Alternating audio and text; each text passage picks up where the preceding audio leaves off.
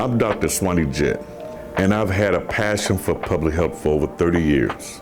Now I'm in a position to effect change, and these are the critical conversations about health and our community, with people who can help me make those changes.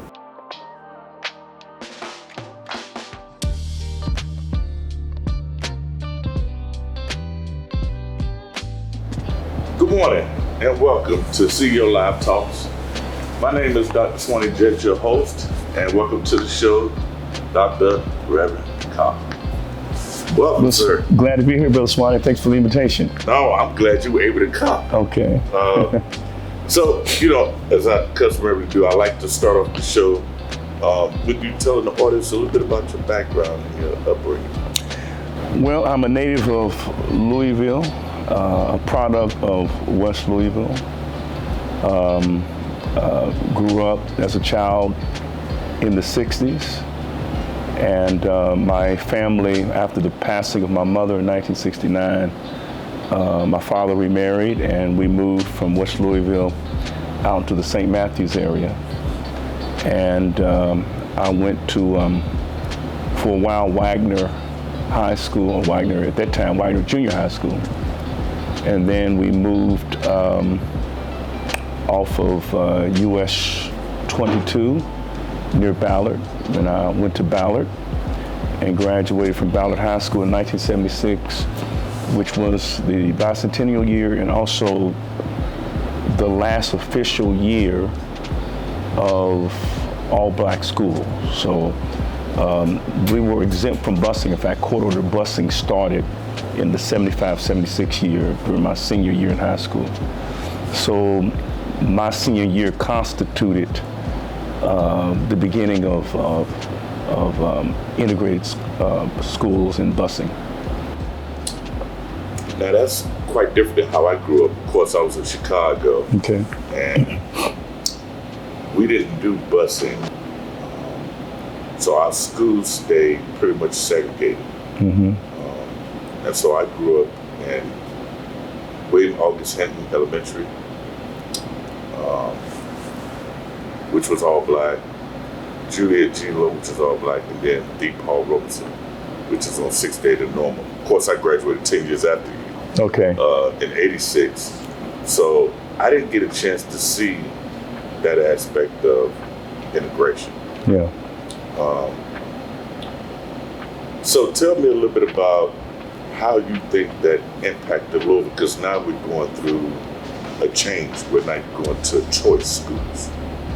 But what do you think happened? Well, I think the post-World War II generation, post-1945, the black community rightfully wanted to dismantle legal segregation. Legal segregation restricted blacks from access to true citizenship right, access to opportunity. So I understand why there was a need to dismantle segregation. However, I think that we overshot the target. I once heard a minister, an AME minister, preach a sermon entitled, "Can you get what you want without losing what you have?" And I think the mistake that we made was that we got access, but we went too far and lost some vital institutions that are critical to the development of our people. And I think that integration resulted in the disintegration of black institutional space. And I totally agree. We integrated into white society, but the reverse did not happen. Right, it's always been unilateral. It's always been one way. It's always been one way, sort of linear nature. I saw that happen really in terms of football. So I understood, what I see now in West End Louisville. I saw the defranchising of the community quick in Chicago. Mm-hmm. Things happen a lot faster in the city. But then I'd say the last great years of HBCU football, to me, was that 86 to 90 Those were the last classes where majority of us went to HBCUs to play football. And I saw a mass migration to mainly white schools because of money, because of more opportunities to go to the NFL. So I got it, but we sort of lost the lust of HBCU. Absolutely, so. In that context. Tell me a little bit about your church and how integration impacted that as well. And usually in the Black community, church pastors are always the leaders. But now we're seeing a different dichotomy. Along with you still being a leader here, but you're seeing now more shift where more leaders are popping up in different areas. So talk a little bit about that. Well, I think that the Black church is one of the institutions that for the most part survived integration. I have identified 7 historic Black institutions. And those 7 historic Black institutions are the Black family, the Black church, Black media, Black businesses, Black schools, Black fraternal and sorority Masonic organizations, and Black civil rights and empowerment organizations. So those are the 7, and still are the 7 historic Black institutions that were both buffers against white supremacy and bridges beyond social isolation and segregation. The Black church, to a great degree, is the mother of all of our institutions. So if you trace the origin of historical Black colleges and universities, like Morehouse, named for a white man, Henry Morehouse, started in the basement of a Black church, Baptist church in Augusta, Georgia.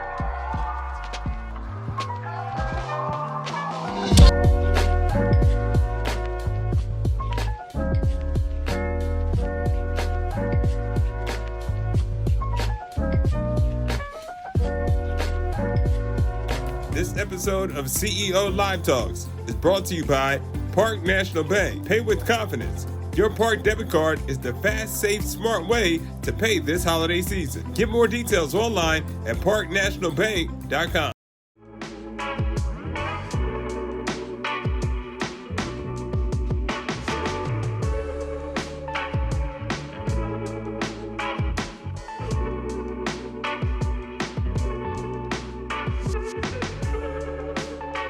The same can be said for Spelman.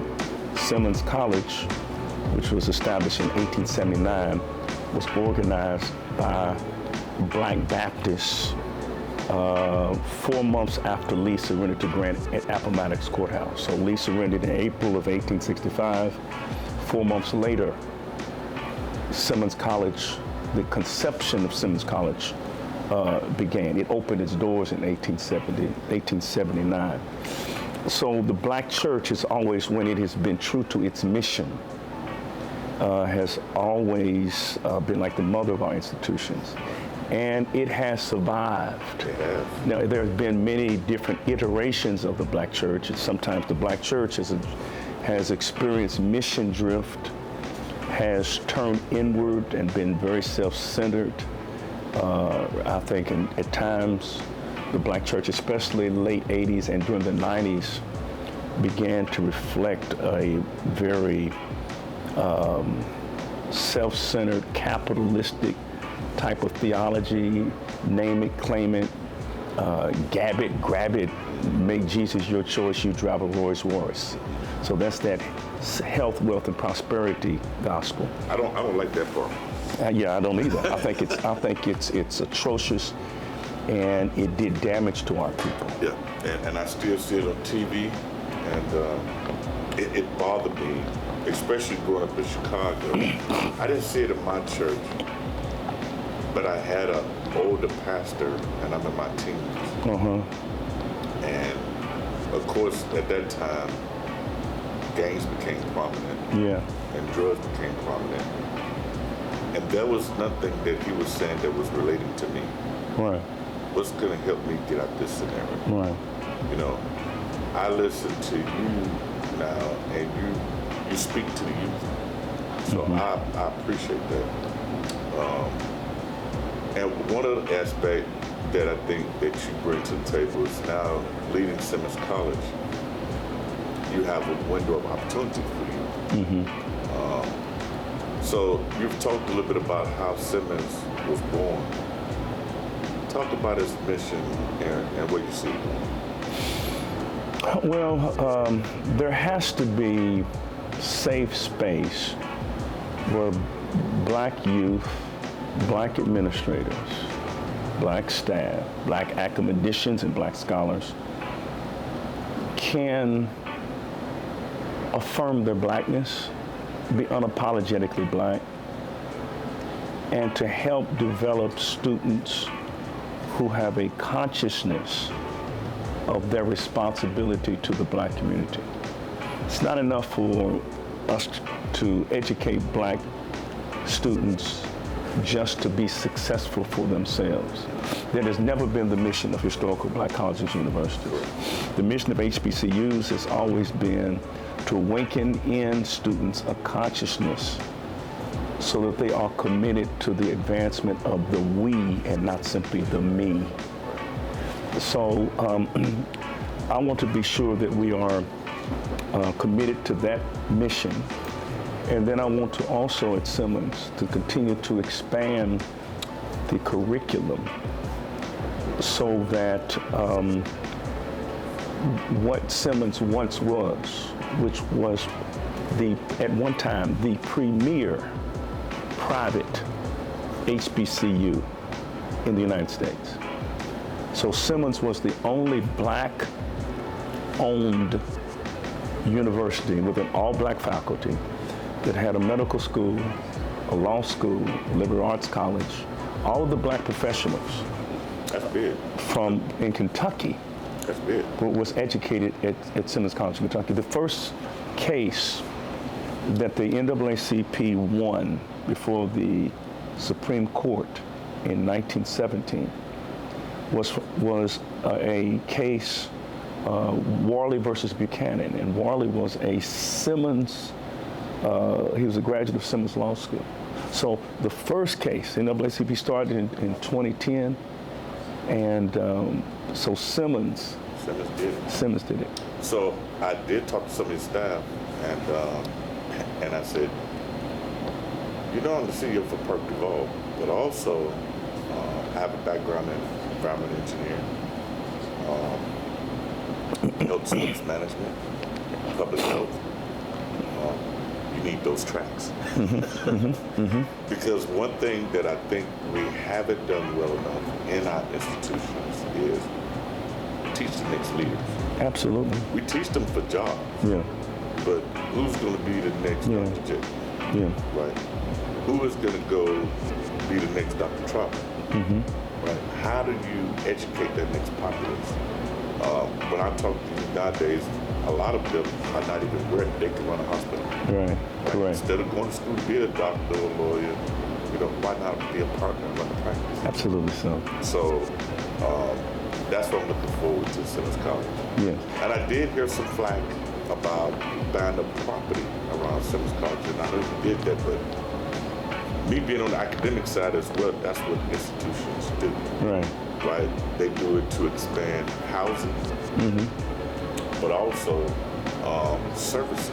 Because I'm looking right down the street at JCC, and I'm seeing they bought property, which I didn't see when I left, right next to the gas station. So, what do you see the future? Do you see a medical school coming back, law school? I know you're coming back with healthcare. So yes, absolutely. Right. But what about those two areas? All the institutions that we formerly had, Simmons was only one of the only, in fact, it was the only Black college in America that had a law school and medical school pre-1930 that was governed by Black people in the United States. In fact, we lost our medical school because of the Abraham Flexner reforms of the early 20th century. So when you go to the Jewish hospital complex, there's that Abraham Flexner way, where Abraham Flexner helped shut down many of the black medical schools, and Simmons was one of them.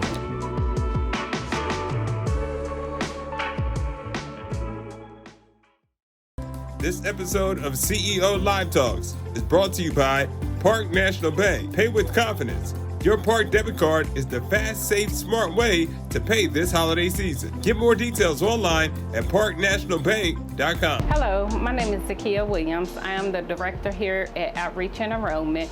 What we do here at Park DuValle Community Health Center here within this department, we help consumers as well as patients here at Park DuValle sign up for affordable care insurance, not only through the Affordable Care Act with healthcare.gov, but also through connect.ky.gov.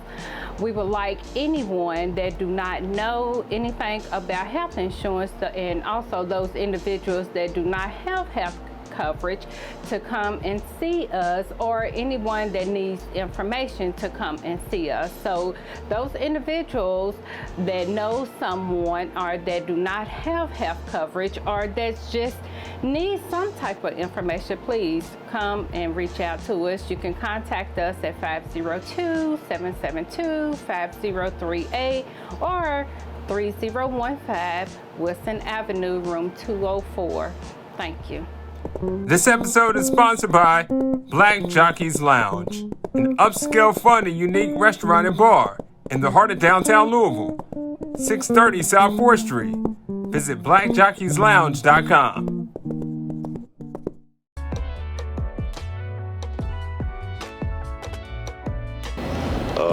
Where do you see the future? Do you see a medical school coming back, a law school? I know you're coming back with healthcare, so yes, I know absolutely, right. But what about those two areas? All the institutions that we formerly had, Simmons was only one of the only, in fact, it was the only black college in America that had a law school and medical school pre-1930 that was governed by black people. Right. In the United States. In fact, we lost our medical school because of the Abraham Flexner reforms of the early 20th century. So when you go to the Jewish hospital complex, there's that Abraham Flexner way, where Abraham Flexner helped shut down many of the black medical schools, and Simmons was one of them. And what is unique about historical black colleges and universities is that we're only 3% of the colleges in America. Just 3%. But yet we graduate 25% of all black students. You know, when you think of doctors such as yourself, 40 to 50% of all medical doctors graduate from just 3% of the colleges in America, namely HBCUs. So they are vital institutions. Louisville is fortunate to have one. In fact, we're the only comeback from the ground up HBCU. That is correct. In the history of America. What we have accomplished in Louisville with the resurgence of Simmons College has no parallels in the United States. No, usually once they close the doors, they are done. And not only have we made the comeback, but the buildings that we lost to the University of Louisville in 1930 because of racism, we got those buildings back, built by enslaved people. So our campus, we have 3 buildings. 2 of them were actually built by enslaved people with the names of enslaved peoples on the cornerstone. Is that right? I'll have to go take a look at that. On the cornerstone, one building says 1908 Baptist Women's Educational Convention, which is the oldest black women Baptist organization in the world. that still is in existence today. So the black women built one building in 1908, and then the other building says 1924, and it says President Charles Parrish Sr., who was born in slavery in Lexington, Kentucky. So that ground is sacred ground. And also was one of the founders of Theta Omega Chapter. One of the founders, where his son was, Charles Parrish Jr. Yep.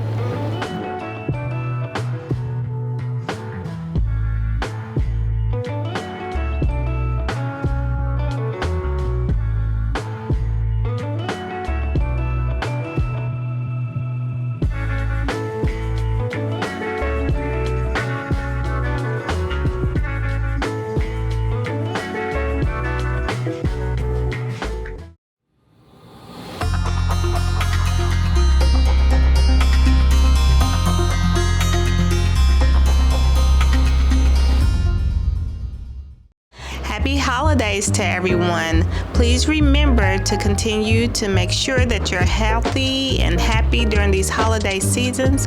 Stop by to see us at Park DuValle Community Health Center. We give flu shots. We also do your COVID vaccines and just general wellness checkups. We look forward to seeing you.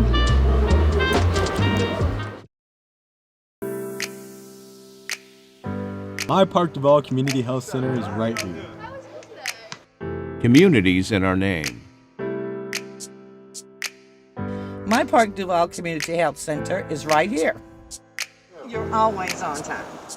Because we serve the community. My Park DuValle Community Health Center is right here. Park DuValle Community Health Center, providing quality health care, one person, one family, one neighborhood at a time. Are you a healthcare professional considering new opportunities? Are you just new to the market? Or are you someone just looking for a change? Go to pdchc.org today and check out our many career options. Why not serve your community? Hola, mi nombre es Miguel, asistente médico en la clínica Park DuValle Community Health Center, el departamento de adultos. Quiero desearle a todos nuestros pacientes de habla hispana una feliz Navidad, y en estos tiempos de COVID, de influenza, por favor, necesitamos que tengan su vacuna del COVID y la vacuna de la influenza. Es muy importante para mantenernos sanos todos. Gracias.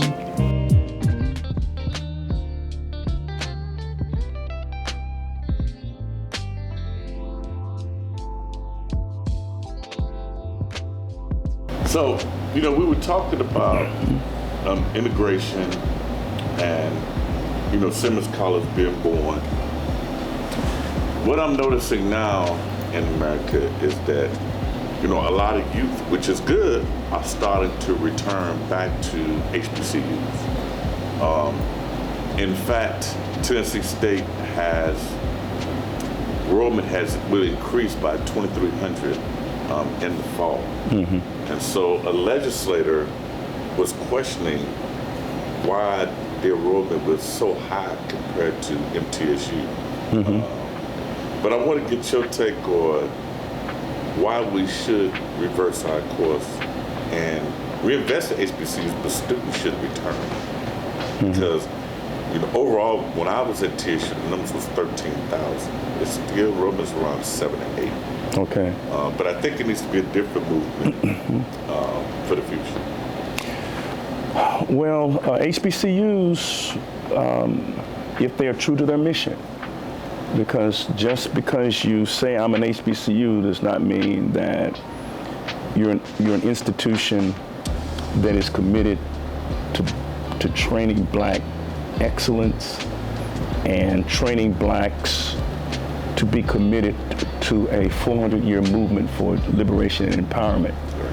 So when an HBCU is true to its mission, it is healthy for black students to attend the institution because they are affirmed. In PWIs, PWIs were never built with black people in mind. I don't know what shoe size you wear. I know what shoe size I wear. But if I try to put my foot into your shoe and it doesn't fit, well, it doesn't fit because it was not designed for me. I have my tailor come and customize mine to my feet. I hear you, man. I hear you, because you want shoes. You want shoes that fit your feet. Right. And you should want an institution that fits your personhood. Right. And HBCUs were intentionally designed to fit black people. Now, PWIs were designed to fit white people. We don't say that because in the United States, whiteness is the norm. Right. Whiteness is not considered to be a race, it's considered to be the norm. No, whiteness is a race, and when I say race, I'm tracing the etymology of the word to ethnos. It's an ethnicity, it's a perspective, it's a way of doing life, and which I affirm. I affirm, but it's not black. If you want to know the difference between HBCUs and predominantly white institutions, what's known as PWIs, it's like knowing the difference between Soul Train and American Bandstand. American Bandstand occasionally had a black song and occasionally had a black artist to perform. Right. But for the most part, American Bandstand and Dick Clark was designed with whites in mind. So what is wrong with having a Soul Train with Don Cornelius with blacks in mind, and from the opening Soul Train to the closing of Soul Train and everything in between, it reflects black culture and black music. In fact, I would say this, that the three things that are critical for a black institution, this is what a black institution is, the three C words, it's easy to remember. First of all, culture. You know you're in a black institution because of the culture. Our marching bands march differently than the bands at PWIs. Culture. 2, concerns. In HBCU, the institution should be concerned about what's going on in the black community. So scholars are doing research, they're teaching with the intent of addressing the concerns, the unique concerns of black people. It's not a sideline, it's the main line. So culture, concerns, and here I think is the most important, control. At HBCUs like Simmons College of Kentucky, the governance is in the hands of black people. I have a trustee board meeting today.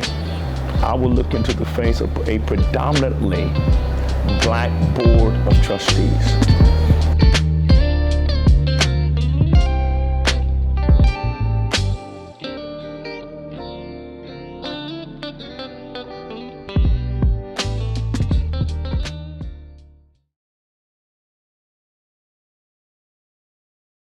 This episode of CEO Live Talks is brought to you by Park National Bank. Pay with confidence. Your Park debit card is the fast, safe, smart way to pay this holiday season. Get more details online at parknationalbank.com.